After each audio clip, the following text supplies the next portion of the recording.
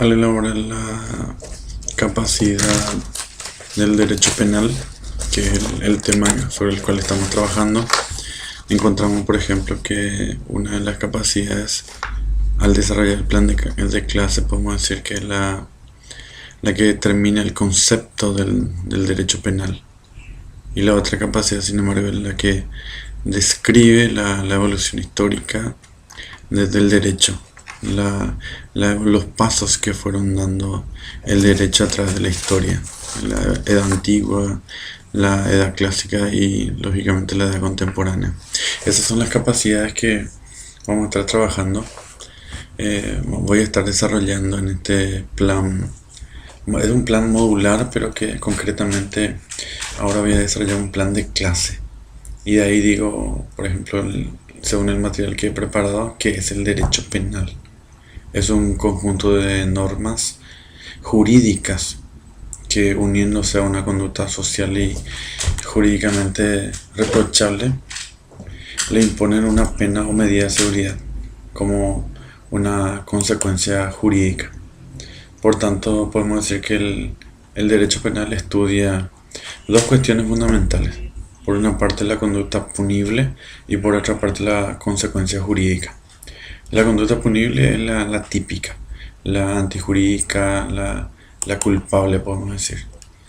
Por otra parte, también es importante mencionar que el derecho penal se relaciona con el derecho penal objetivo, el derecho penal subjetivo. Es conocida como una ciencia jurídico-penal. Estudia el derecho positivo de manera sistemática. Y cuando hablamos de derecho penal objetivo, estamos hablando del conjunto de normas o derecho positivo también.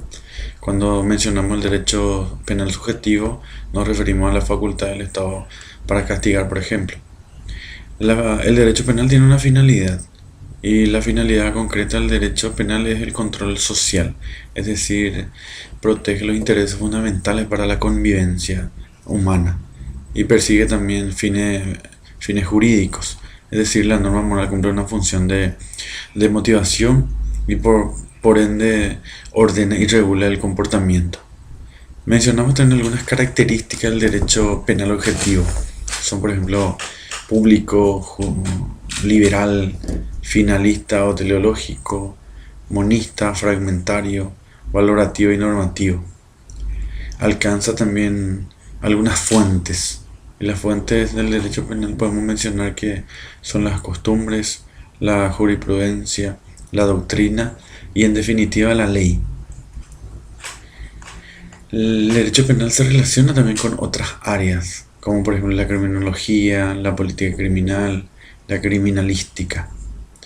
En el derecho penal también es importante la clasificación. Tener en cuenta que el derecho penal se clasifica en derecho penal sustantivo, derecho procesal penal y derecho penal ejecutivo. La evolución, así como habíamos dicho en la capacidad y desglosamos un poco también en el plan de clase en los indicadores. La evolución del derecho penal comenzó en la edad primitiva, en la época primitiva, en donde se desconocía la causalidad, es decir, nada no tenía causa, todo se remitía a lo sobrenatural, todo se explicaba en base a lo sobrenatural y por ende existía una relación punitiva objetiva, es decir, independiente de la intención. Ciertamente había una responsabilidad y el Estado atribuye esa responsabilidad, se le atribuía al hombre, al animal o a las cosas. Y también se recibía sanciones, una venganza privada, eso producía una enemistad, famoso ley del talión, ojo por ojo, diente por diente. Y en la edad antigua también encontramos el derecho romano, que era prácticamente el padre del derecho, de donde surgían todos, de donde se surtían, podemos decir, todos los derechos. El derecho hebreo también. En el derecho romano, por ejemplo, había mucha influencia del pater, es decir, del padre. Y se recibía penas por cualquier falta que uno cometía ante lo sagrado. Se recibían las acusaciones respectivas para el efecto. En el derecho hebreo, por ejemplo, había una igualdad ante la ley, es decir, todos éramos iguales ante la ley, había mucha suavización de las penas, no tanto como en el derecho romano. La condena, había condena también, pero bastante suaves. Esta condena no se remitía a la muerte. Sin embargo, en el derecho germánico, la venganza era sangre fría. Eh, Se abandonaba al reo, el poder tenía el ofendido, lógicamente, como para tomar represalias contra aquel que le ofendió. El derecho canónico, sin embargo, es más subjetivista. O sea, se habla más de un derecho eclesiástico, más bien un derecho de la iglesia y por sobre todo la iglesia católica. En la Edad Moderna, en el siglo XVI-XVII, por ejemplo, encontramos el derecho alemán, que es una recepción, una aplicación del derecho romano. Encontramos también un sistema filosófico, el sistema filosófico, mejor dicho, podemos decir que el humanismo, el iluminismo, que fueron bases para la reforma de la revolución francesa, podemos decir. Hablamos también del Cesare Beccaria, en donde se habla de los delitos y las penas. Estamos hablando aproximadamente de 1764, en donde se analiza la arbitrariedad de la famosa frase en latín ius puniendi.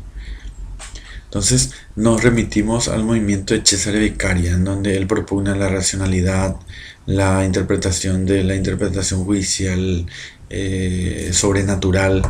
Él propugna también la igualdad, analiza el daño que puede ocasionar cada delito a la persona. Por tanto, entonces rechaza la pena de muerte, realiza la separación de poderes.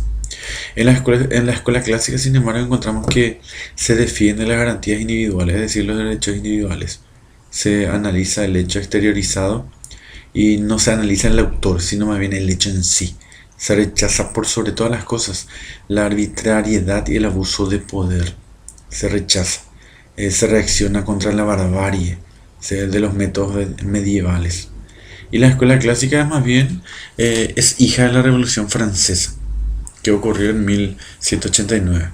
En definitiva, podemos decir que el derecho tenía una fuente divina, es decir, el derecho lo entregó Dios a la humanidad. Ese es el concepto que tenían. Y era connatural al hombre.